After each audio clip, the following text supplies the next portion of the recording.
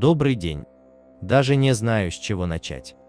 Мы были обычные молодожены, которые после свадьбы раздали все долги и остались с 4500 лей в кармане.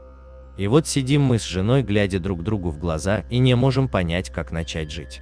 Мы тогда были после института и с 23 лет опыта от жизни за плечами. Нам казалось, что мы очень взрослые и все знаем, что и как надо делать. А когда пошли устроиться на работу с нашими дипломами, то тогда поняли, что удачи нам не видать в стране, которая сама бедствует и с разрухой повсюду. И вроде страна красивая, под названием «Солнечная Молдавия», но это, к сожалению, осталось только в книжках. А тем временем наших денег становилось все меньше и меньше. Я понимал, что если что-то не изменить в жизни, то ничего хорошего нас не ждет в нашей любимой Молдавии. И приняли решение тогда с моей супругой купить билеты и, как все трудоголики, поехать в Россию на заработки. Долго не думали, так и сделали. Через пару суток уже стоим на Киевском вокзале с большими сумками и с большими надеждами на легкую жизнь. Пока решили вопрос с сумками, уже и ночь на дворе, а куда пойти, где переночевать? Как дальше быть? Благо, что далеко не отошли от вокзала и смогли на скамейках подремать, но только до 23 часов ровно, и потом сказали сотрудники вокзала: хотите дальше остаться, то платите 100 рублей за каждого. Утром уже надо что-то искать, дальше идти. А куда идти, сами не знаем. Впервые в жизни спустились в метро, вот эта красота, я хочу вам признаться, сразу видно Москва. Мы из Молдавии могли только по телевизору увидеть, а теперь мы находимся в Москве, даже не верилось. Нас одновременно и радость заполняла, и страх. Как дальше быть, куда идти? И если честно, мы и сильно по-русски не знали, так что-то спросить и что-то ответить. Как сейчас помню, вышли мы из метро Академика Янгеля, погуляли мы и смотрим, что на дверях у подъездов доска для объявления, и там все, что хочешь, и про работу, и про жилье.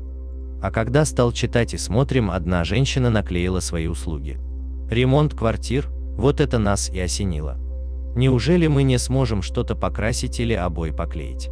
Так и решили, от руки написали ремонт квартир и начали клеить по подъездам. А тем временем день уходит и ночь приходит, а где нам опять переночевать? Смотрим, через дорогу какая-то школа, горит свет в коридоре, подошли мы к ней и постучали в окно. А оттуда одна бабушка смотрит на нас и спрашивает, что да как. Но мы и попросились, если можно хотя бы в коридоре переночевать. Все-таки есть Бог на земле, и бабушка нас пустила. А утром поблагодарили бабушку и пошли дальше искать работу. Уже ближе к обеду позвонили по рекламе нашей, которую мы клеили на дверях подъездов. Хотят кухню отремонтировать, и долго не думали, мы сказали, что сейчас приедем, чтобы договориться о стоимости. Пришли по адресу, и нас встретили добродушные люди, увидели кухню и сторговались за кухню, что мы сделаем за $250. Кто не знает, то раньше ремонт квартир все оценивали в долларах США, потому что рубли часто меняли курс.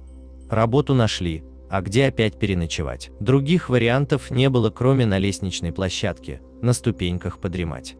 А в 5 утра уже люди выходят с квартир, идут на работу, и нам стыдно как-то на ступеньках сидеть. Хорошо, что как раз супермаркеты круглосуточные стали работать, и мы, как нормальные люди, гуляли по магазинам, пока не настанет 9 утра, чтобы пойти отремонтировать кухню. Вот так мы и жили, пока не закончили ремонт, и заработали первые наши деньги $250. И с деньгами нашли комнату в коммуналке за $100. По-прежнему клеили рекламы на дверях в подъездах и ремонтировали квартиры. Трудно, я вам хочу сказать, эти ремонты удавались нам, но смогли накопить на машину под названием «Москвич 2124». Мы очень были рады, что в 25 лет мы смогли купить автомобиль. На следующий день купили торт и поехали в тот район, где находилась та школа с бабушкой, где мы переночевали, если помните. А когда бабушка нас увидела, у всех потекли слезы радости и обнялись, такая радость была не передать словами. И вот сейчас я вам пишу, а слезы не перестают идти. Тем более мы уже ждали пополнения в семье, и кто через это прошел, то, наверное, нас поймет, что слезы бывают не только от горя, но и от большой радости. И теперь я уже трижды папа.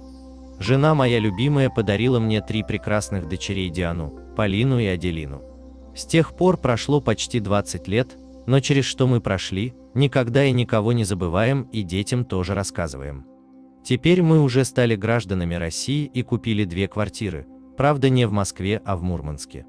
Нам гражданство не давали в столице, а одобрили на крайнем севере, вот так и оказались аж в Мурманске.